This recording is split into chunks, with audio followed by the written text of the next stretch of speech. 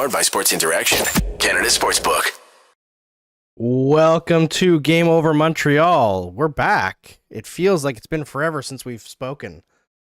It's been a time for the Montreal Canadiens. Nothing really has happened, but it seems like everybody's very excited. Why is that? Well, in just under 25 minutes, the NHL Draft lottery begins, and the Montreal Canadiens have the best chance to take the first overall draft pick. Is it a good chance? No. It's over 70% chance that they will not get that first overall pick, but they can't pick lower than third. So no matter what, everybody has to leave here happy, right? It's going to be a happy stream. We're going to talk to some cool people.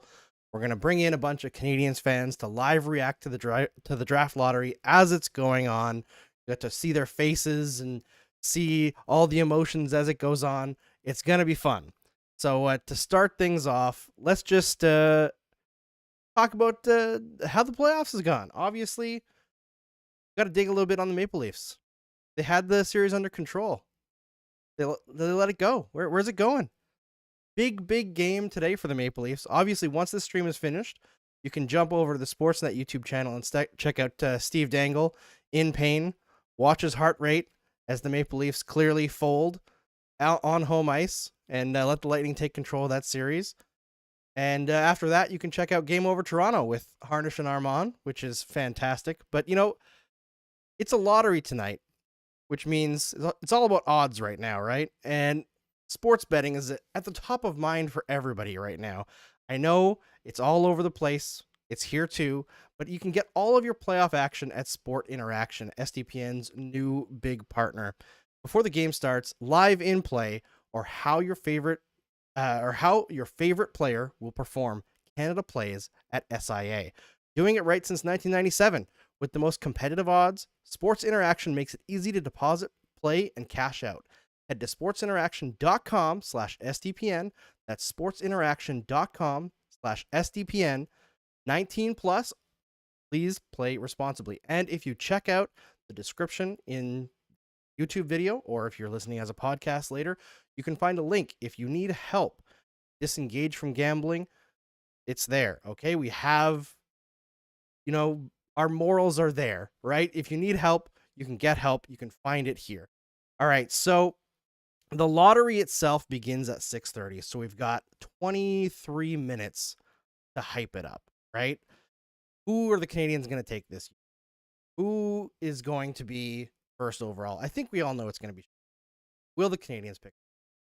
If they pick third, who's it going to be? We'll have to talk to some people that we know here. I'm going to bring in two people who I've worked with for a very long time.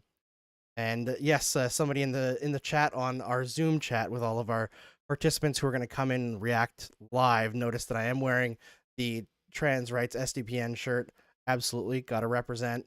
But I'm going to welcome in two people that I've worked with for a long time from way back at EOTP. And Jared kind of came in after me, but we've worked together a long time as well. So I'm going to flip this over and bring in Maddie Drake, Jared Book. How's it going, guys? Doing terrific. I'll be better when we get that first pick. Like you said. I'm not limiting my mood to how the lottery turns out, but no, I mean, it's like one of those like scratch off tickets where like you're guaranteed to win at least something. Like the worst they do is third. That's not bad.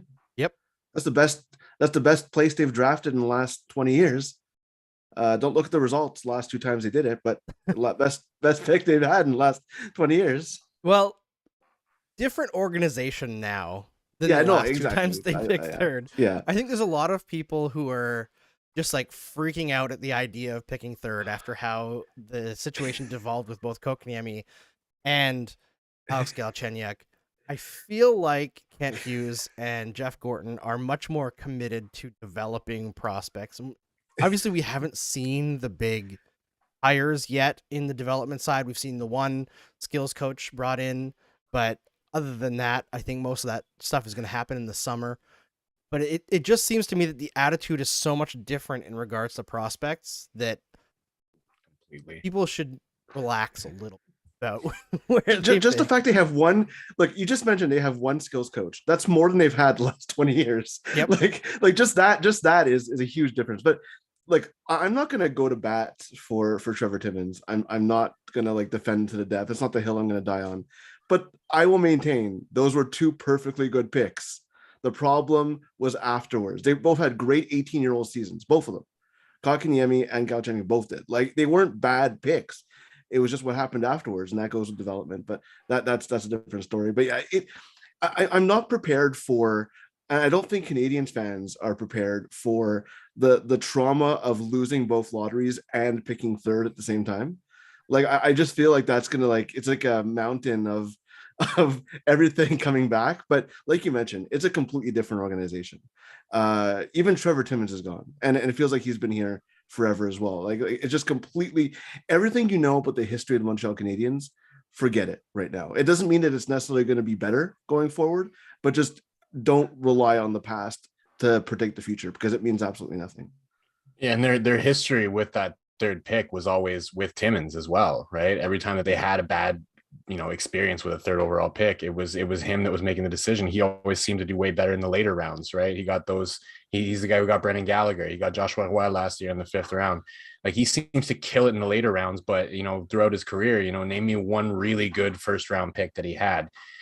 There's a couple that are still in the pipeline that might come through and end up doing really well for the team. But for the most part, his success was always in the later rounds. And I think that's where, if they don't get the first overall pick, if they end up picking third tonight, which is the worst they can get, it's not the worst thing in the world. Obviously, I have my heart set on the first pick. I want Shane Wright. But if they went third and they got Juraj Slafkovsky, they still have Calgary's pick later in the first round. They still have 2 second-round picks, 3 third-round picks. They have a lot of picks in the first 3 rounds.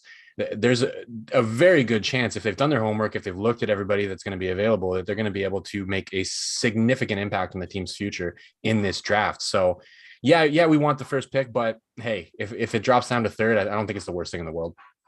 Yeah, 100%. That's the thing about this draft is I feel like everyone is focused on the lack of immediate game-breaking talent, right? And Shane Wright is the guy who's most NHL ready.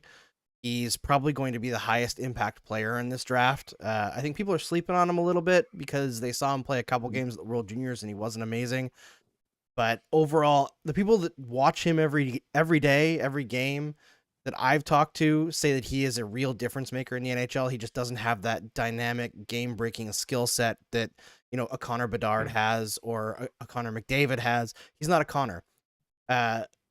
So he's going to be a guy that if the Canadiens get him, immediately impact the organization. Could be as soon as next year that he could slot in behind Suzuki, which is a better position than most of these other teams have because he doesn't have to immediately come in and be number one, right? He can come in slightly softer minutes and immediately get good line mates, but not have to play the toughest minutes. So it's a good spot there. But if they fall down a couple spots and they end up looking at one of the defensemen available or Slafkovsky, or if Cooley falls to 3, it just means that it takes a little bit longer. I don't think the gap is that huge between Shane Wright in terms of the max potential and the next couple guys. And that ceiling in those players is not superstar level, but there's a lot of really good players at the top of this draft that goes down like almost 15 before it really drops off, and then you get like the next tier of players. So it's a good draft in that there's lots of good players. There's just nobody who can be a franchise player. Yeah, and I think the big thing is like, look, you mentioned Nick Suzuki. When I hear Shane Wright, that's what I think of. Not super flashy, responsible, and what did Nick Suzuki do? His last year junior really stepped up the offensive part of his game and became a difference maker. And look, yes, there's no absolute generational talent in this draft, but Shane Wright is still a really good player. Like I think like people are judging him on what he isn't as opposed to what he is.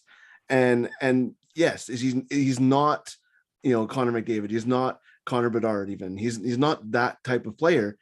But if you can guarantee yourself a Nick Suzuki type prospect first overall, I'm pretty sure you would take that. Like the gamble is very, very low. Like it's a low risk play.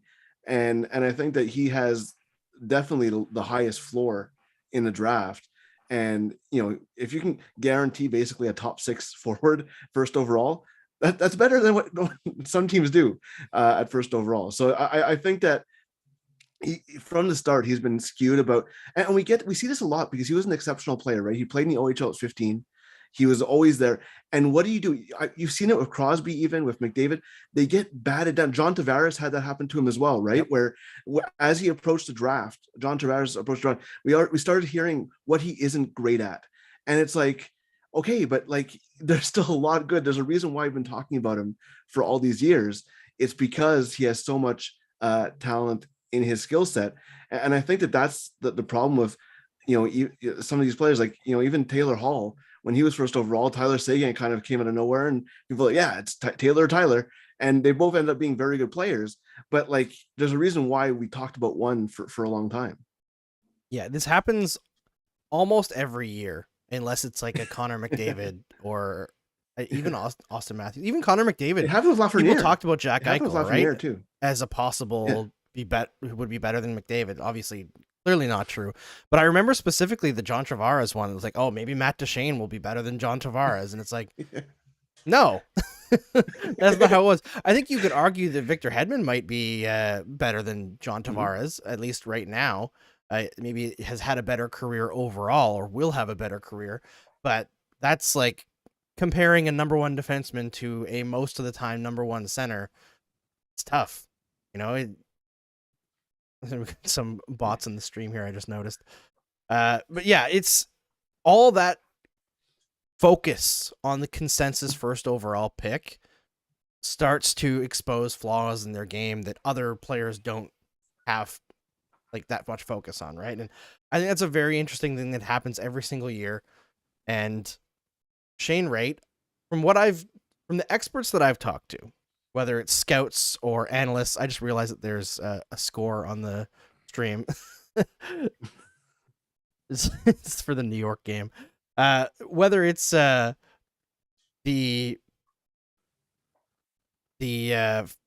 lost my train of thought completely when I saw the scoreboard there. Whether it's the experts I talked to or the scouts, they have constantly said the comparable in terms of style of play for Shane Wright is Jonathan Toews. And they're saying like they don't want to say it's the same ceiling as Jonathan Toews, but it's like it's a very close knit, right? And if you could guarantee that you could walk away from a draft with Jonathan Toews, like prime Jonathan Toews, I think you're going to be pretty happy. I bet you there's 2 teams that wish they did that. Yeah, no kidding. His draft year. Well, there's, the comparison to Taves is a good one, I think. I've also heard a lot, like he models his game after Patrice Bergeron, and you also hear sometimes people comparing him to Tavares. Like David St. Louis from Elite Prospects has a great video for him on YouTube that everybody should go watch, where he talks about his skill set and he like grades him on all of his skills and says like nothing he does in terms of individual skills is necessarily elite, but he's average or above average at pretty much everything he does. And what sets him apart is hockey IQ and positioning, right? Plays the game very smart. So he knows, I think he knows that he doesn't have those elite attributes. He doesn't have Austin Matthews' shot. He can't skate like the wind. He's not Paul Byron. There we go. A little shout out to the Montreal Canadiens there. But the way that he combines everything with that excellent positioning and that hockey IQ, it's a chess game for him. He knows where he's going to go with the puck next. So off puck positioning, he's really excellent at it. And that's what has pushed him up to the point where he's a first overall pick. It's not, like you mentioned, he's not going to be Connor McDavid. He's not going to be that superstar, but models his game after Bergeron, which you got to like. So he's really focused on developing a really good two-way game, positioned extremely well, and then draws comparisons to guys like Tavares and Taves. You got to like that for a first round pick or first overall pick. It's not that generational talent that some people always want to get, but there is no generational talent this year, at least not that we can tell from what we've seen so far from everybody available. Well, and I think that also it comes down to what people want to see in a hockey player that's drafted first overall, right? And they want to see that marquee skill in a specific area that makes them stand out. But it's not a comparable in terms of what Shane Wright is going to play like or anything like that. But I think of every single time I look at, if I take a wide swath of statistics and I combine them all together and I weight it based on like what is more relevant in terms of generating more goals in the future and better goal differential, all that.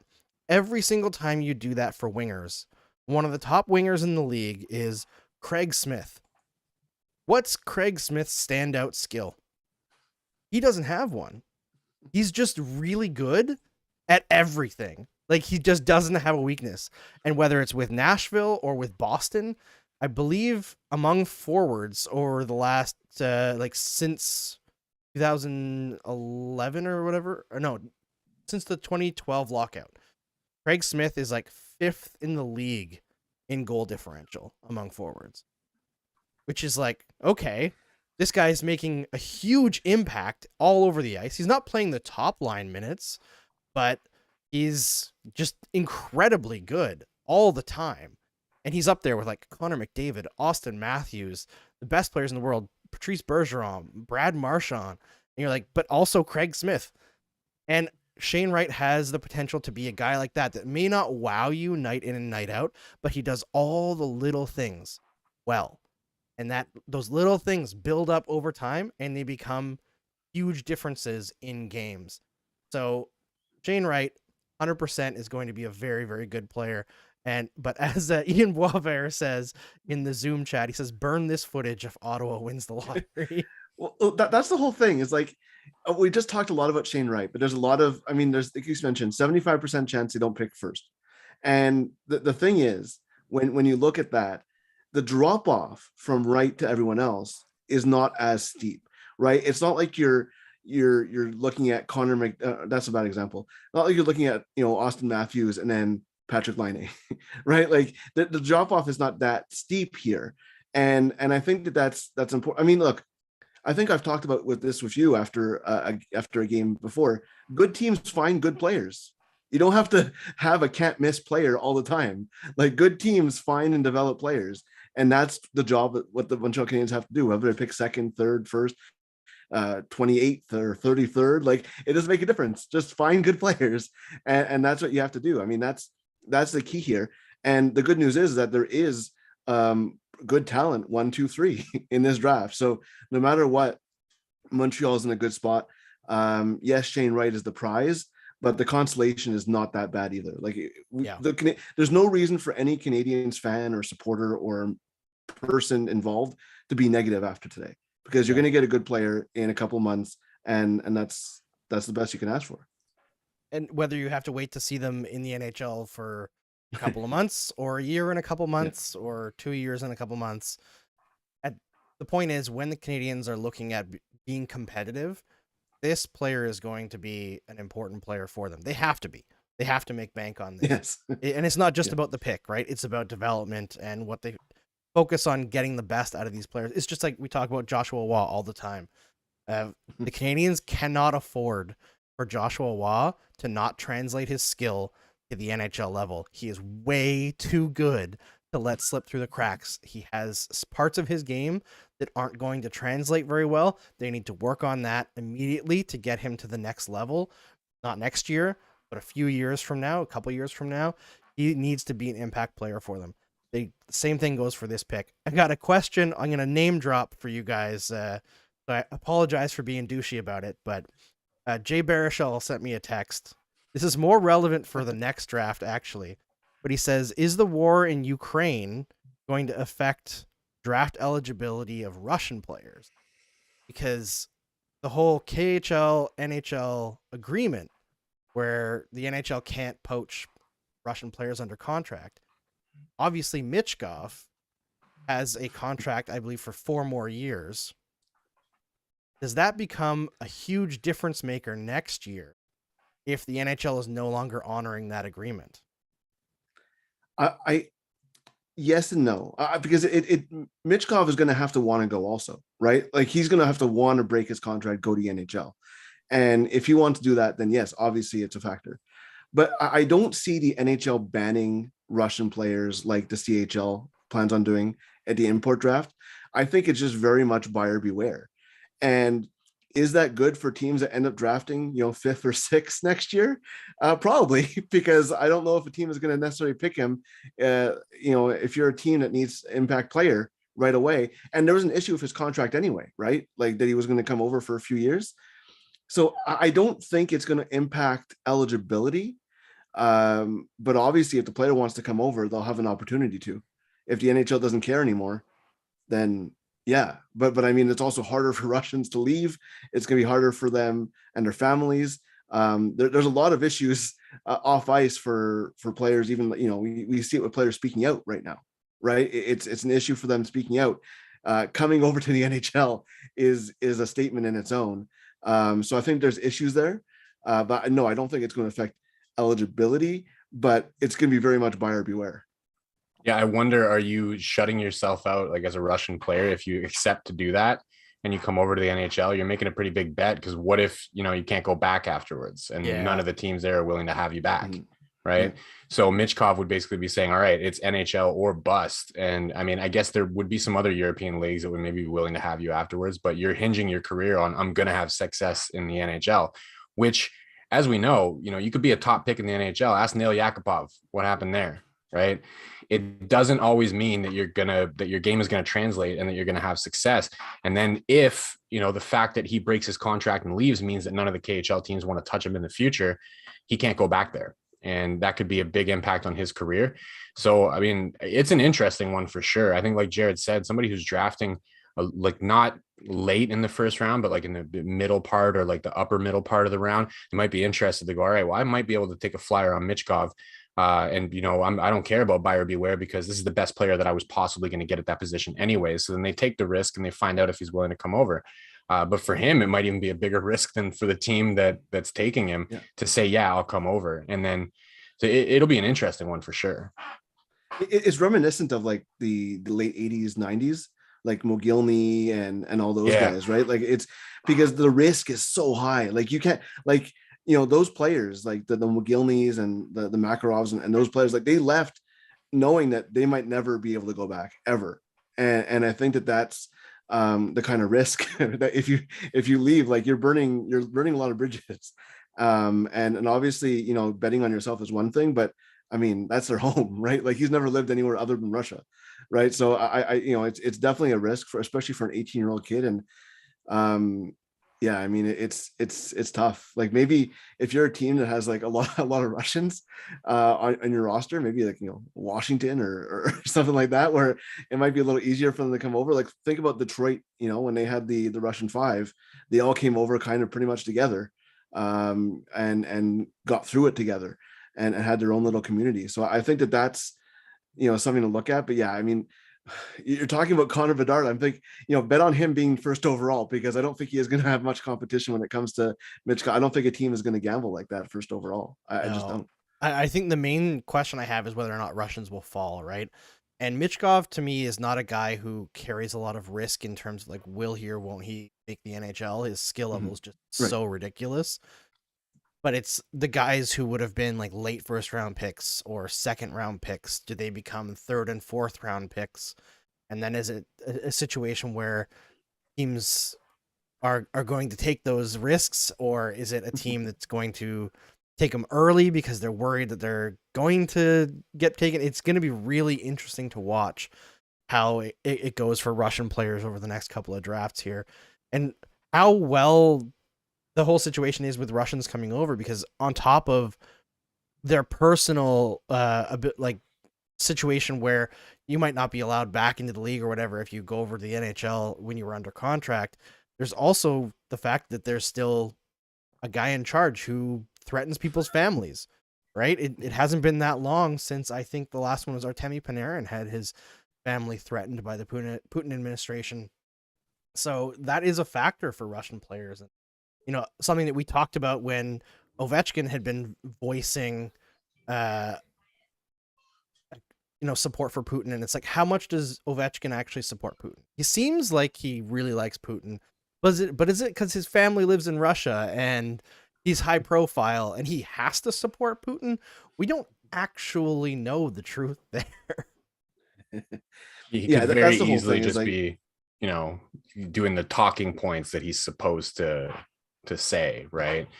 I mean, I don't know. When I see him talk about it, I don't get the sense that he's like super pro Putin. I really get the sense it's what you're saying, which is like he's saying what he's supposed to say to make sure that he's, towing the line enough that they leave him and his family alone.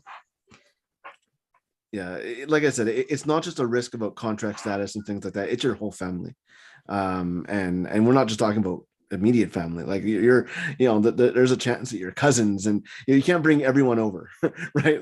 Like that's the problem. Like you can bring maybe your immediate family over, make sure they're safe, things like that. But there's always going to be a trickle down effect, and these are literally life-changing decisions for these players, and it's tough. Like it's. But like you say, whether it's going to affect people dropping down, that's exactly what's going to happen. It's like the 90s all over again, right? Like Pavel Bure was a late pick and almost got picked up by a couple teams, and Vancouver ended up picking him a little earlier. Like I just feel like that's what's going to happen, and it's all about market inefficiency. We've already seen it a little bit with Russians dropping a little bit. Yeah, who are under contract. Kuznetsov. Yeah, I mean, there was rumors he didn't want to come over, and then Washington was like, he'll come over for Ovi. And lo and behold, that's where we just got to get Alexander Romanov to have a conversation with Matvei Michkov and be like, listen, buddy, the only place you want to play is Montreal. So just go out there and say, listen, I'll come to the NHL under one condition. It's in Montreal. I'll tell you what, Matvei, your whole family can come stay at my house. I'll make space for you. All right. The lottery has started, and we are going to bring in our other Habs fans here.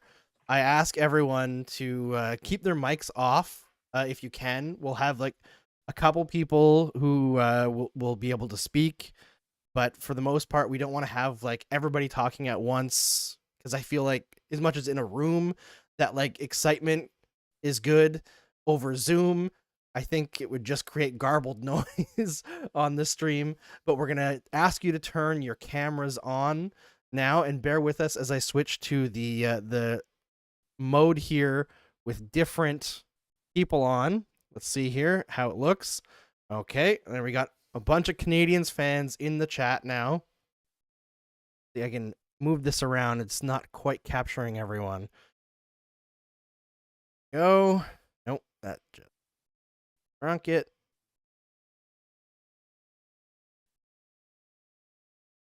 All right, so mentions in the chat saying, remember that if San Jose picks at 13th, that means Montreal picks first.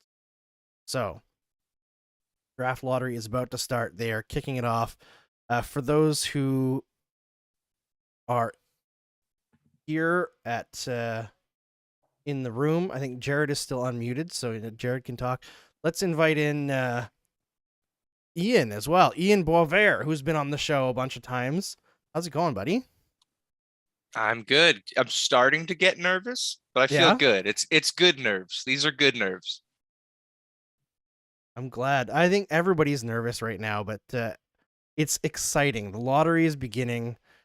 Canadiens have the best chance at number one. It's not a great chance. As we reiterated, there's over a 70% chance that they don't pick first. But I'm tired of talking about math. I don't want to talk like this is the last night for the year that I'm talking about math, and then after this it's over. Let me get out a graph. It's actually a lot easier than it looks when you look at just the percentages and the rules. Yeah, but I know that like I'm gonna feel more comfortable if one of those like first 5 teams comes off the board quick, because if one of those guys wins, they can move up only 10 spaces, so it kind of guarantees Montreal 1 or 2 at that point, realistically, unless it's Columbus. If Winnipeg is the first team that's flipped over, that's good news for Montreal. Yeah, that means 2 teams have already won, and that's over. Yeah, 100%. It's such a weird feeling watching this after going to the Stanley Cup final last year. It's not fair. I mean, I feel like Canadiens fans should view it as they got kind of lucky, right? You get the best of both worlds, except for you didn't win the cup. But if they won the cup, probably Bergevin would never be fired, right? So you got your cup run, and it was fun. And then all the people who were holding the team back from doing that on a consistent basis, got ripped out of the organization and replaced by better people. So now you get a first to third overall pick to start the rebuild. It was 45 games of absolute misery to start the season, but it wasn't that awful in the second half. There was things to hang your hat on, Cole Caulfield scoring, what was it, 21 goals in the last 40 something games. 22 goals. Finished with 23. Yeah. Man, Yeah, the hat trick. Absolutely incredible how good he was. Here's a question for you. Did the Montreal Canadiens have a better than 25.5% chance of winning the Stanley Cup final? Last year? Yeah. I'd have to When look it back started. at Dom's charts. It's got to be lower. Like I even think when it they was were like in the 22. final, I think it's lower. Yeah. It was not great. I mean, at the same time, I think Dom had the Canadiens at like a 21% chance to beat the Leafs and a 23% chance to beat the Vegas Golden Knights. So I guess you can't do magic 3 times in a row in one playoff year. It was kind of you to skip the Jets odds. That was I nice of mean, you to do that. The Jets were not great. Let's be honest. No.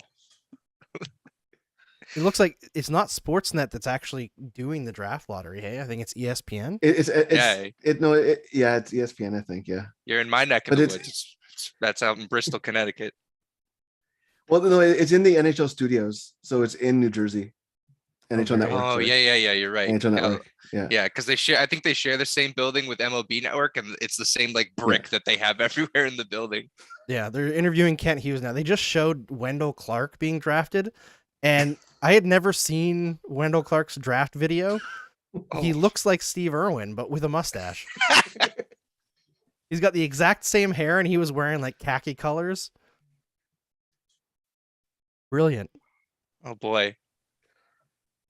This is making me realize I don't know what a lot of GMs look like. I'm like, is that the GM? Who is that? Yeah. When they're going through the different teams here, I'm like, I don't recognize many of these people. Are these like just fit, like executives? Are they GM? Like, who are these people? Yeah, it's not always the GM. That's what I'm right? realizing. Yeah. But I think Pierre that's Maguire's Kyle not there, though. Davidson in Chicago there they're talking to right now for Pierre introducing. Dorion, Steve Eiersman. Yeah, so some of them I recognize. What Shame did that you Pierre guys think Maguire of wasn't in the draft lottery. Pierre Dorian firing Pierre Maguire yesterday? What took him so long? No, I think we all know what took him so long. It was the passing of the owner, right? Not that part is funny, but it is somewhat funny that as soon as that happened, he was like, "You're out of here." Pierre on Pierre violence. The only thing that I was kind of disappointed about was that Pierre LeBrun didn't break that news, because then it could be Pierre reporting on Pierre violence. Well, Yeah, it it's, seems like he was behind the Hamonic trade, right? Like that seems like right out of his playbook. So the damage has already kind of been done. Tyler Boucher too. Tyler Boucher is a Pierre Yeah. Maguire pick through and through. Like Ugh. that is 100% Pierre Maguire. Like you can't tell me any different. Pierre Dorion can like announce that it was his decision 100%. And I'd be like, no, it's not. You're lying. It's absolutely not your decision. Although I was happy for a moment, and then I realized living in the States, he's probably going to end up back on my TV. So that bums me out a lot. Like there's a lot of games I that'll don't be think on so. mute next year. You don't think they'll put? I don't You don't think so. the TNT broadcast is atrocious? They will have him. But in they could have heartbeat. fired. They could have hired him. He was hired by Ottawa after ESPN and TBS announced their teams. It's true. So It's true. there- I think if ESPN he just had flashed not- their draft rankings, which it was Wright, Slavkovsky, Cooley, and Savoy. Yeah. My hot take is there's absolutely no chance in hell that 4 players are picked and none of them are defensemen at the top of this draft. Yeah. Every scout that I've talked to has talked up the defenseman at the top of this draft as very, very good, like potential top pair defenseman, which is like, I like Matt Savoy and I feel like he's gotten a lot of good press at the last half of this year, but I don't know if he's as much of a guarantee as those defensemen. And I feel like the two defensemen being so similar like makes them like people are like, I don't know, they're the same, like they can't tell them apart, so like 5 and 6, that's who they are. And it's just like, I don't know who's like, every ranking I've seen, they're one beneath the other. It's like, defense now, too many forwards here, so let's put a defenseman out there. Shane Wright has a lot of he looks like Jonathan Drouin a little bit. I don't know if I'm the only one seeing this, but I'm they showed him quickly. And I'm like, what? No, why are you talking to Jonathan Drouin for? And then they showed Shane Wright. But yeah, it's interesting. I think Vegas's representative is Jonathan Marchessault. I don't know if anybody else saw that, but I think that Vegas's rep was Jonathan Marchessault. I didn't notice who it was. I noticed they had an actual Golden Knight helmet. It was on a player the behind him. It was a player for sure. I don't know if anybody can fact check me on that, but I think it was Marchessault, but I could be wrong. Was it a player that they had to retire and then put into the front office because they're over the cap already for next year? That's their bonus. Their bonus is look, we'll put you on LTIR, but you have to show up to the draft lottery. It was Dadonov. Was it Dadonov? Okay. It was Dadonov. Oh, okay. That's okay, funny. I was like, wait, was it really? That's hilarious. No, I don't think so. Was it? It wasn't probably him. No. If it was, I was messing around. I just thought it'd be funny if they even asked him to do it. Hey, do you want to be our rep for this? It'd be the most awkward conversation ever after you tried to trade him and you weren't actually allowed to trade him. And it was so funny watching that down the stretch because they needed him. They put him in the shootout against Dallas when they needed it to keep their season alive. And why would you if you're in that situation? I mean, I'm petty, so I would just go I would bury it into the corner. There would be no chance I'm putting that anywhere near the net. Brad Marchand style, just fan on the puck. Oh, sorry, I touched it. Too bad. Yeah, oops. The stretch run was super interesting for me. You had Arizona coming back from crazy deficits and beating teams that needed to win for the playoffs. They came back against Dallas, was it? Yeah, they were down 3 to Dallas. Yeah, that was more fun than I've had covering up. If I compare that to when the Canadiens were 1 point out of the playoffs, that run was pretty intense. But I feel the race for 32nd was very entertaining. It was they were all winning. Teams Montreal won. There was a game over the night that Arizona came back against Dallas, and we're all in the chat just Arizona's within 1. They tied it. They won it in over. It was insane. I think it was the second last game of the year, right? And we were yeah, that was the Rangers game. Clinched last overall. And everybody was really mad at Jeff Petrie for scoring 2 really, really nice goals because it ruined the loss in that game. And then a few hours later, it didn't matter. Too. Yeah, Mike Hoffman scored as well. Yeah, Mike Hoffman and Jeff Petrie ended the year on fire, actually. Yeah. Somebody, I remember in EOTP's mentions on Twitter, someone was of course, the one time they both score, it hurts us. Obviously it didn't matter. I was always on team win, just win. Yeah. You don't want to play to lose. And you know what? It made the last game so much more fun. Yeah. Because there, it was everyone just who cares about losing? We already clinched last place. Let's just win 10-2 against Florida, who weirdly haven't really seemed to recover from that, even though it was their B team. They had 2 guys that never stepped foot on the ice in that game. That was, I think Mike Johnson on the broadcast called them grocery stick players because they just separated the forwards from the defensemen. Oh my goodness. A question somewhere in the stream chat that says, don't you all feel collectively that Buffalo deserves to win the number 1 overall pick more than Montreal of all teams? No. Ooh. Why? They won it last year. They literally just drafted first overall. How many rebuilds can one team do? Be quiet. I just feel if you can't get it right after getting they've had 2 first overall picks in the last 4 years, right? 2018 they got Dahlin. And then they got 2021 Power. If that's your fault, too bad. That's the reason that this draft lottery is like this. Yeah. Right. They lost. Yeah. Even the year they lost the draft lottery, they ended up with Jack Eichel. Come on. I have no sympathy for Sabres fans. Sorry, I have sympathy for Sabres fans. I have no sympathy for the fine. Sabres. Okay. Yeah, yes, exactly. The Sabres fans might deserve to win the lottery, but their management does not. Yeah. All right, they're starting to bring out the little cards here. Bill Daly is on the screen. Remember the year when they accidentally flashed the results? And people were oh, those can't be the results. And sure enough, they ended up being the results. Yeah. I think it was the year New Jersey won. Was it the year New Jersey won? Yeah. And they're like, oh yeah, they're just testing the software. Those aren't the results. And then the results come and like it was exactly right. Like, oh, oops. Someone got fired that night. Oh my God, it's getting serious in the chat. The same person. Declining industrial base and disastrous neoliberal policies have destroyed Buffalo. I mean, I'm not going to disagree with you. Nobody likes the neoliberals. They're terrible. Oh, here we go. We're starting. Oh, are we? Okay, Vegas sorry. thing. Yeah. No, it's okay. It's all good. And 16th, Bill Daly's talking. It's the Golden Knights, so they didn't win. Goes to Buffalo. Speaking of Jack Eichel. So it's not the Golden Knights winning. Oh, goes to Buffalo. Wait. Oh, right, because they traded their pick to Buffalo. Jack Eichel. Right. Jack Eichel. Of course. 15. They had a Vancouver. 5 out of 1,000 chance. Yeah. Both Vancouver and Buffalo. Looks very chuffed. The GM of Vancouver. He looks miserable. Doesn't even want to be there. 14.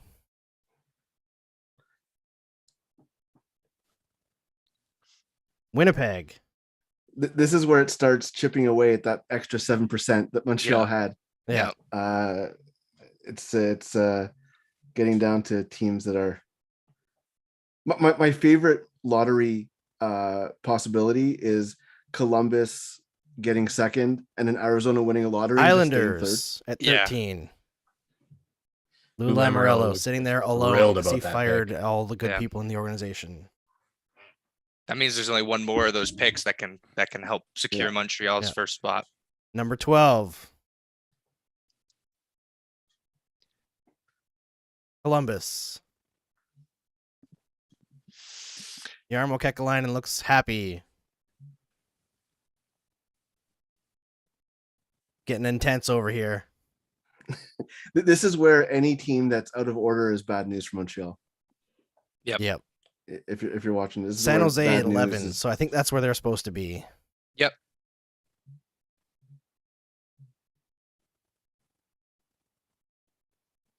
Pat Verbeek doesn't seem very happy.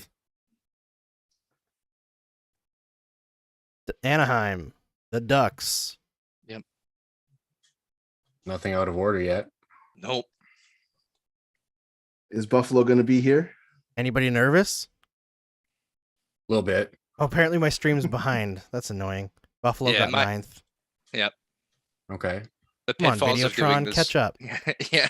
The weirdest thing is my like TV that I can view over like my browser is like 30 seconds ahead of my TV over my TV. Yeah, that's still Videotron. behind. I will say, at least Videotron's prices are great. Videotron, sponsor Game Over Montreal, please. The Sportsnet, Detroit. Sportsnet app is pretty good. In terms of live to feed delay. Detroit's at 8. Honestly, if Detroit and Ottawa stay where they are, anything else is fine. I'm good with whatever. Yeah, 7. I'm at the Team Atlantic Division. Yeah. As long as Ottawa Montreal picks Senators first in do the not Atlantic. win. Yes. Ugh. This is a win in of itself. I was So- at the bargaining stage already. It's tough. Which terrible player will the Ottawa Senators take at 7? Oh, they don't have Pierre McGuire anymore. I wish they would have kept him on for another couple months. Just a little bit. Can't let him get all those draft secrets out there. 6 is Chicago. This is good news for Montreal. It is. That it's staying in order this late. So the question is, guys, if this draft in Montreal is going to Montreal, is the draft rigged? No, they had the best chance. Like it's not rigged. It's just they had the best odds. They won. Like Philadelphia at 5. It's not like if they were 15th. Okay, maybe. Wait, did you But say no, I don't Philly at think they're- 5? That means New That's Jersey our won. first one. out of order right there. Yeah. Yeah, Yeah. that means New Jersey won. Jersey Why looks is it happy. Seattle also always New dropped. Jersey? 4. They could be second. They could have moved up to It second could, as well. but also they Seattle. have too many. This is where it really depends. This is where we'll see with number 3. See. Oh, they're going to go to commercial because of course they are. Yeah. That's course. they always Gotta do increase this. the Yeah. intensity. So New Well, it Jersey gives us time to has chat a moved little up. bit. We don't know if it's to 2 or 1. Don't know. This is vibes. This is vibes of 2018 draft lottery when you were stuck wanting to see whether it was Montreal or Arizona because Carolina was already out of order at that point. They had won a lottery, and then it was going to come down to Arizona or Montreal. Whoever it was fifth hadn't moved up basically. Yeah. And when Arizona was flipped over, you knew Montreal had won one as well, and that's basically where we are now, where third is going to be either Arizona or Montreal, and you're going to know what the result was. But Who finished where? Yeah. I always like to see the actual combination that wins the lottery, to see the four number combination, to see if there's anything that's fitting in that 4 number thing. And you could also see what teams were one number away from winning the lottery. Yeah. Well, I think it was 2016. They were a number. Montreal is a number off from winning the first overall Yeah. pick. Yeah, which, for Matthews. Yeah, when it that came down to stinks. when they came to the last ball, Montreal is one of the teams that had a chance of one. They had the highest combinations there. chance. Yeah, The highest chance. exactly. Just like Toronto actually had the highest chance to get Connor McDavid. McDavid on the last ball. Exactly. And then Edmonton took it. Anybody nervous? I'm see some wondering how they're going people- to do it. There's some Like- people saying they're throwing up in the chat. Like, are they going to come back and actually show us 3, or are they just going to go, here's 1, and then No, everything? they're after gonna that? go 3 first, Yeah. and then they'll do 1. Yeah. They'll do Yeah. 3, and then they'll do 1. Because they're still like, we know Jersey's 1 or 2, so we know 3 is Arizona or Montreal. And then Yeah, no matter who the next one is, obviously we know the. I guess we don't know the order. we don't know the right? order. We don't know the order, no, because Montreal could have won the second lottery, as Right. an example. Right. We don't know that for sure. So we're hoping the next card's Arizona.